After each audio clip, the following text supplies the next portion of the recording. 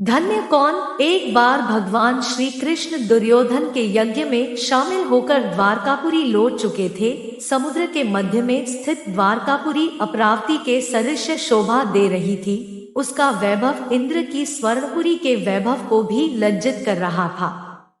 उसकी छटा के सामने इंद्रपुरी की छटा भी लजा रही थी। उसके यश और प्रताप का गौरव पृथ्वी पर चारों ओर गूंज रहा था। साधारण नृत्यों की तो बात क्या, द्वारका के वैभव को देखकर स्वयं देवराज इंद्र के मन में ईर्ष्या उत्पन्न हुआ करती थी। एक बार पृथ्वी के सैकड़ों नृपति द्वारकापुरी की छटा और उसके वैभव को देखने के लिए वहां गए। द्वारकाधीश की ओर से उन सभी नृपतियों का आदर सत्कार किया गया और उनके निवास के लिए समुचित व्यवस्था की गई।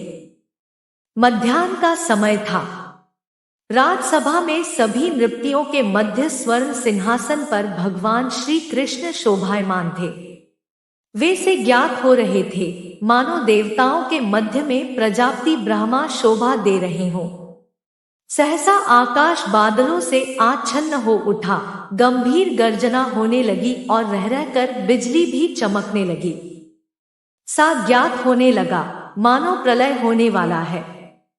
राजसभा में बैठे हुए नृपतिगण विस्मित और भयभीत होकर आकाश की ओर रह रहकर देखने लगे। नृपतियों को उस समय और भी आश्चर्य हुआ जब उन्होंने आकाश में छाए हुए बादलों के भीतर से वीणा बजाते हुए देवर्षि नारद को धरती पर उतरते हुए देखा।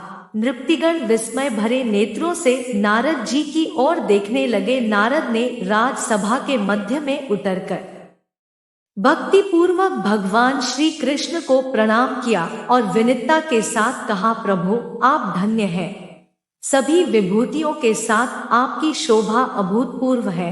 नारद जी की बात सुनकर भगवान श्री कृष्ण मुस्कुरा उठे। उन्होंने कहा, हाँ नारद जी, मैं धन्य हूँ और सभी विभूतियों के साथ मेरी शोभा अपूर्व है। यह सुनकर नारद हर्ष से गदगद हो उठे। वे आनंद की तरंगों में डूबकर बोले, प्रभु मेरे प्रश्न का उत्तर मुझे मिल गया। मैं आपको पहचान गया, आपके दर्शन से कृतकृत्य हो गया। अब मैं जा रहा हूं।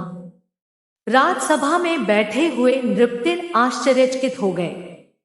उन्हें नारद और श्री कृष्ण की ओर देखते हुए बोले, द्वारकाधीश, नारद ने क्या कहा और आपने क्या उत्तर दिया, हमारी समझ में कुछ भी नहीं आया। हमें नारद और अपनी बात का वास्तविक अर्थ समझाने की कृपा करें। भगवान श्री कृष्ण ने क्या वास्तविकता तो आपको स्वयं नारद जी ही समझाएंगे। यह कहकर भगवान श्री कृष्ण ने नारद की ओर देखा। नारद अपनी और भगवान श्री कृष्ण की बात का वास्तविक अर्थ नृपतियों को समझाने लगे। नृपतिगण नारद की ओर देखते हुए बड़े ध्यान से उनकी बात सुनने लगे। नारद जी बताने लगे, प्रभात के पश्चात का समय था। सूर्य की स्वर्णिम किरण धरती पर खेल रही थी। मैं गंगा के तट पर विचरण कर रहा था। मेरी दृष्टि एक विशाल कून पर पड़ी जो गंगा के पवित्र जल में डुबकियां लगा रहा था। मैंने कूर्म के पास जाकर उससे कहा, तू धन्य है जो दिन रात गंगा के पवित्र जल में डुबकियां लगाया करता है। गंगा के जल में डुबकियां लगाने के कारण तू देवताओं के समान पवित्र हो गया है।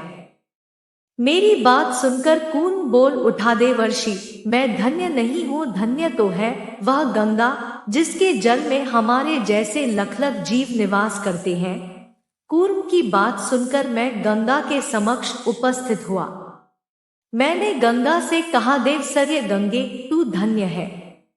तू लख लख जीवों को अपने जल में स्थान देकर उन्हें संजीवनी प्रदान करती है। मेरी कथन को सुनकर गंगा बोली, देवर्षि, मैं धन्य नहीं हूँ। धन्य तो है वह समुद्र जो मेरी जैसी सैकड़ों सरिताओं को धारण करता है। मैं समुद्र के समक्ष उपस्थित हुआ। मैंने समुद्र से कहा, सरिताओं के स्वामी, आप धन्य हैं। आप सैकड़ों सरिताओं को अपने भीतर स्थान देकर उनके जीवन को कृतार्थ करते हैं। मेरी बात सुनकर समुद्र बोला, देवर्षि, मैं धन्य नहीं हूँ। धन्य तो है वह मेदिनी जो हमारे जैसे बहुत से समुद्रों को ऊपर उठाए हुए हैं। मैंने मेदिनी के समक्ष उपस्थित होकर उससे कहा, सुंदरे, तू धन्य है। तू बहुत से समुद्रों को धारण करके उन्हें गौरव प्रदान करती है। मेदिनी ने उत्तर दिया, नारद, मैं धन्य नहीं हूँ। धन्य तो है वे पर्वत जो मुझे भी धारण करने के कारण भूधर कहलाते हैं। मैंने पर्वतों के समक्ष उपस्थित होकर उनसे कहा, पर्वतों, आप धन्य हैं। आप मेदिनी को धारण करके उसके मनोरथ सफल बनाते हैं। पर्वतों ने कहा, देवर्षि, हम धन्य नहीं हैं। धन्य तो प्रजापति ब्रह्मा है जिन्होंने सृष्टि की रचना की है। मैंने ब्रह्मा की सेवा में उपस्थित होकर उनसे कहा, प्रजापति, आप धन्य हैं। आपने सृष्टि की रचना करके अपनी क्षमता का परिचय दिया है।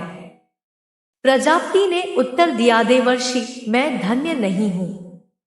धन्य तो है वे भगवान श्री कृष्ण जो विष्णु के अवतार हैं और जो इस समय द्वारका के राज सिंहासन पर विराजमान है। यह वास्तविकता बताकर नारद जी ने नृत्यों से कहा, मैं इसी सत्य के अनुसंधान के लिए यहाँ आया था। भगवान श्री कृष्ण ने स्वयं उस सत्य का उद्घाटन किया, मैं धन्य हूँ नृत्यों। श्री कृष्ण को छोड़कर और कोई धन्य नहीं है।